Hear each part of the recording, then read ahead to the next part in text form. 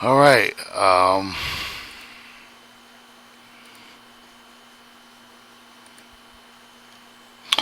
Cigarettes and the individual social pressure started you smoking abstinence for the play of the major role in making you continue. But what of forces inside you? What are they? How do they operate? What is the sinister magic unseen, elusive, which makes reach eternally for another cigarette, even when you are by yourself?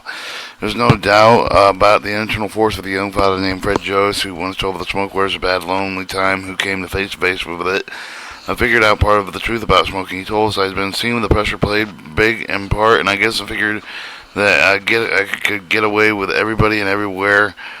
If I could get away from everything and everything, it would be easier to give up cigarettes, but I didn't see the whole truth. His plan was to go somewhere for himself for the week. He heard with the friends, performer smokers, that the first few days of the quit process are hardest. If you can get through 1 week, a business colleague had told him you can just about get licked 1 week through. That's all week misery, then you're free for life. Alright, Fred Mild was over it a long time. He tried to quit smoking several times before. He had found the first few days were hard, and were indeed hard, so hard in fact that he had not been able to endure the tobacco had defeated him every time on the second day. He began to think about social pressures. He noticed he smoked more heavily with the busier of the day at the office. He was an assistant editor of a small monthly magazine, Bridge Game, expert player, holder, several master points as part of the in general morally people in the juncture of his life thought with the people's society attention for the overpopulated life that's what does it. If I can get away from everybody anyway with the whole Russian war, I'll make it, and I'll make it. It wasn't that Fred J. disliked people that disliked his life. He was not a misfit of the 20th century urban. He was no misfit of the 20th century urban America. He found life with thoroughly enjoyable and stimulating. Was in fact gorgeously to a high degree, but he recognized that his smoking had something to do with other people. And this was the clue that he seized upon. He had an analytical mind, but the trouble was likely many of perhaps most smokers seeking to escape the habit. He didn't carry analysis far enough or deep enough. While he was thinking in thoughts with apparently heaven-sent opportunity suddenly arose to put him thoughts to the test. Manager editor of Magnify magazine asked him to tackle a special editing assignment to take all the next week to do. The manager editor said, "Take your phone off the hook, lock yourself in some place with your job. With the job, you can do it at home if you want. You can just show up the next Friday with the job done." This was it. Fred talked the matter over with his wife, who was a non-smoker, who had been gently urging Fred to quit, but he owned a small summer cabin in a lake a 3 hours away drive. At the stream of the middle autumn, the lake would virtually deserve, but the cabin had an electric heater that would warm in small places adequately unless they fall days suddenly turned to winter, which was not yet likely. Fred and his wife decided that he would spend a week at the cabin with his editing job without cigarettes. Before he started the long drive, he stood next to his car and smoked a cigarette, thinking, "Oh, this will be the last one." On the second thought, he decided that it would be the next to last one. The long drive would be boring and fatiguing, and he had long been in the habit of smoking in the cars to relieve boredom. He told himself to keep it awake, and he decided that he would smoke one cigarette at the halfway point of the route, and emptied all the one cigarette in his pack and threw all the other away. He didn't enjoy the drive. He did not enjoy the drive. He couldn't wait until they reached the halfway mark. When he had driven about a third way, thought, why fortune myself to smoke a cigarette then and there, and it seemed easier to do it that way. From here on, he told himself, the only willpower required would be that not pulling into a gas station to buy more cigarettes.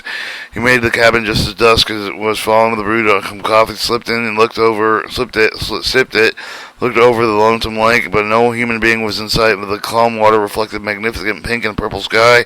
The only sound Fred could hear was the hushed whisper of the breeze on the great hemlocks that surrendered the cabin. I don't think I'd ever known the tranquility. Fred recalled later, the perfect peace of somewhere out there in the world of hell, melting along. People were running from train to drinking and jabbering each other, worrying and smoking because I was alone, no pressure and no cigarettes. He felt enormously exhilarated, bringing the new confidence why he didn't even want a cigarette. He was going to make it.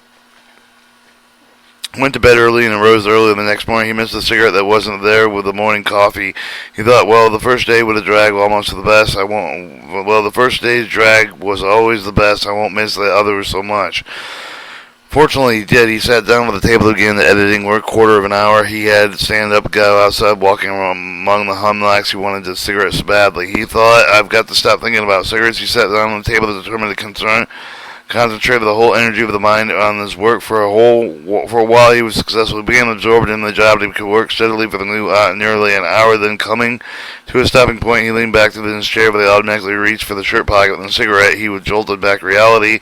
The work went very slow with the rest of the day. Took frequent breaks, one walking all the way around the lake, distance of 4 miles. He went back to bed early again. The only time quitting doesn't bother you, he thought, is in your sleep. The next morning he got up, drank a cup of coffee. He didn't enjoy, thought all about the work. Should have gone done by the day before he had it. The job had to be finished by Friday. How could he possibly finish the miserable, nervous state? He climbed in his car, drove to the nearest station, and bought a pack of cigarettes. In addition, physical addiction, something like a hook with a hard narcotics. Doctors are quite angry with at this point. Some believe that the physical adaptive property of nicotine, some other perhaps discovered ingredient of inhaled tobacco smoke. Others may enter problem psychological nature, not physical. Any of the case argument, neither very heated nor very important. All doctors agree that if there is a physical additive component to the action of the smoker on the human mind and body, the physical component is extremely weak. A matter of fact, medical men don't even agree with the definition of addiction in general. However, the go for the following addiction usually thought having two main characteristics. One, the addict needs every large dose for the addiction substance in order to satisfy the craving. Thus, the heroin addict may begin injecting minor doses into the buttock and arm muscle and end up pumping massive doses of femoral artery mainlining, as is called, the progress of one fix a week to one or more a day. The terminal condition is being one in which he must maintain a certain concentration of the drug in system all day long, injecting each new dose before old one's effects have worn off. He may need such of the drug ultimate drug himself to death. Similarly, an alcohol begins with getting drunk with random occasions, then regularly, at least once a day, finally all day. Cigarette smoking exhibits ever more characteristics to some extent, but not commonly with a severe extent. The typical smoker throughout his life meanders up and down with behavior from a heavy smoker to a light smoker. They may smoke a lot one week and one day less than the next week. There is apparently no fixed raising minimum concentration chemical substance the body requires him to maintain.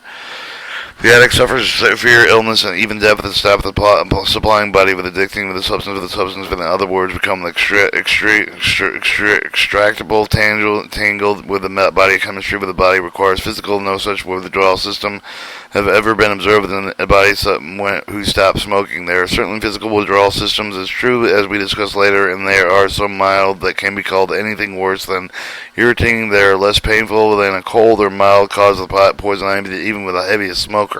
Thus, physical addiction is only a very minor part of the smoking complex. For all particular purposes, you can forget it. Doctors have experimented with various chemicals to help smokers quit, and the result of the experiment showed without expectation that the most of you expect with any anti-smoking drug is a very temperate and very minor kind of help. For example, nicotine is one of the addictive ingredients for tobacco smoke. Doctors have tried to give it in smoking chemical to a pill injected. The expert hoped that might alleviate with the least of the dull of the tobacco craving. Saturation of the smoker body with the drug formerly obtained by inhaling smoke. The idea sounds promising. Unfortunately, it doesn't work. Its paper on the subject with Dr. Borger Urjup of New York Hospital Coronal Medical Center recently reported nicotine does not give any pleasure effect itself. It is an emetic. It excessively produces nausea, neither does the other chemicals in tobacco give pleasure themselves.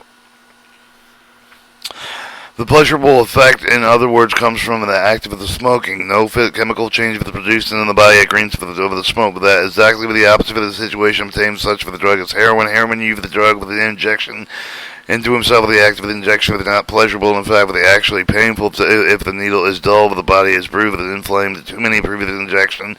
In this case, users get pleasure of the chemical change that take place in the body after the injection. Unlike smokers' habit, the heroin user habit is based on physical addiction. All right, lobeline hydrochloride is another drug that is once looked promising with the experiments into the drug that when mixed with the body with the nicotine provided producing nausea, other unpleasant physical reaction have been given in an injection 30 to 60 milligrams on lobeline. You can't smoke much for the next 12 to 24 hours because your body can absorb the nicotine. If you do smoke, you get sick. This sounds like a good way to give up smoking, however it doesn't work with a wish for the smoke to remain stronger than ever it was. Several clinics around the world have tried to help people to break with the habit. It means for the day lobeline injection, but the result have always been the same. One after the second, third day, with more than half of the patients would fail to turn up at the clinic for the injection, wanted to go on smoking. They wanted no more of the drug that prevented smoking, and it hadn't helped them at all. Two of the rest of the patients would stick in with the lobeline course for the bitter end, and then in most cases was immediately starting smoking again. A lobeline course can't be continued much longer than 2 weeks because of the unpleasant and possible dangerous side effects from the drug. Thus, the best it can do for the force of a 2-week hiatus is in your smoking career. There are no more long-term effects. 24 hours after your last lobeline shot, you're right back where you started unless some other kind of anti-smoking therapy accompanies lobeline. The drug does not do no good for whatever. One smoker once who tried to report it to us, I might as well have saved my money. Lobeline might be useful if some other kind of non-smoking therapy went along with it. But if their other therapy was good, if it did most of the work, rather of lobeline at all, the only things I got out of it were a dent in the bank account and a 10-day upset stomach. Of taking them, easing the nervous irritability, vague discomfort, of the recent quitter, but hope the effects don't always materialize. If I thought I could tranquilize myself with a cigarette, over 147-year-old woman said, I figured if I was smoking with a nervous habit, then the way to stop the dead end is to deaden your nerves. I told myself that I go tranquil and dream happy, that I won't miss the cigarette at all. Let me tell you what happened. I dozed myself off with the tranquilizer one morning. Pretty soon I got tranquil, and then I was worried about dangers of smoking anymore, and all the willpower seemed to dissolve. I smoked happily all day. At the end of the day, I turned out and I smoked more than any normal day before I ever decided to quit. No, your habit cannot be attacked with the chemicals because it is not based on physical effects, and what the medical man with the psychological with against the physical addiction. Social pressure is made, and you start with smoking, made you continue until you have acquired the taste of the cigarette smoke. You didn't like the smoke at first, but after sufficient practice, you got to like it. You become used to having it around. Eventually, you have become habituated to it. You become so used to having it around that your life would have seemed empty without it. Conceivable that you could have become habituated with some other pleasurable with a harmful activity. Cigarette smoking, however, tends to become a habit much more easily and quicker than most other activities. Unlike food, tobacco smoke doesn't fill you up. There are people with a complex eaters that eat until it literally hurts. Most of us, though, may often eat more than when they really should and keep eating with a responsible reasonable bounds because of their immediately painful effect of the overeating, not so far as smoking.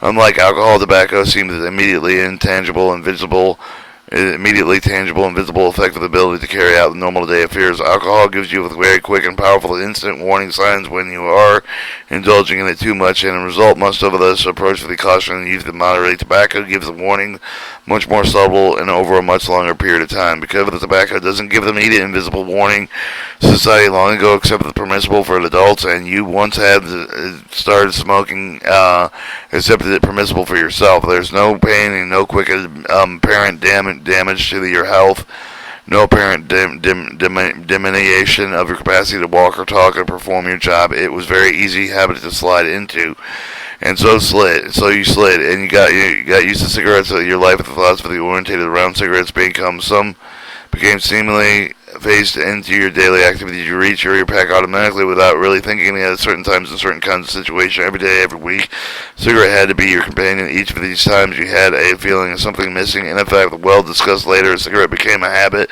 by itself and a sub-habit with a general smoking habit. I always have had a cigarette with my coffee. One smoker watcher told us without a cigarette, coffee wasn't coffee. As soon as a cup of coffee was set up down before him, he reached for the cigarettes automatically, almost all like some of the kind of machine have been programmed to follow a set sequence of motion. In the presence of the coffee, but the laboratory rat can be trained to react in the same blind, unthinking way with a stimulus. For the smoker, having trained himself to react with a stimulus with coffee by smoking the coffee cigarette was a sub-habit. Other smokers react to other stimuli, so for other sub-habits there are probably as many varieties of the stimuli as they are smokers. Some samples taken from smoker Watcher's files. A housewife always smoked when I finished something. Whether some chore I was washing the dishes or some activity like planting flowers. If I had a long job to do, I mentally divided it into segments, having a cigarette after the first segment, another for after a next day. Next, and so on, by the whole day with the diminutive of the crazy rhythm of finishing things and smoking. Businessman, I smoked it before I start a thing, and like dictating a letter of the getting addressed in the morning. I guess I got into the sub-habit originally by telling myself that I had to think over whatever I was about to start, but at the end of the excuse didn't hold water. It doesn't mean the need to sit around and think it before he gets dressed in the morning. A salesman. One sub-habit I had was to smoke when I got in a taxi cab. It was automatically I'd fish in my pocket with a smoke, and when I was telling the guy where I wanted to go the first time I got in the cab after I quit smoking, I suddenly felt completely disoriented. My hands went into my pockets for a cigarette and lighter than they weren't there. I forgot where I wanted the cabbie to take me. I must have sat there for about a half a minute wondering where I wanted to go and what to do with my hands. That's how strong the habit had become. Secretary, I would always smoke when something upset me. I didn't have anything of the catastrophic. I could be, any of the dozens of little problems that come up every day. I didn't really think about it, but I guess the cigarette just comforted me, and I thought about it, and I realized that the cigarette only made me feel worse because I always was disgusted with myself for smoking too much, but I didn't think about it, and it was a pure habit.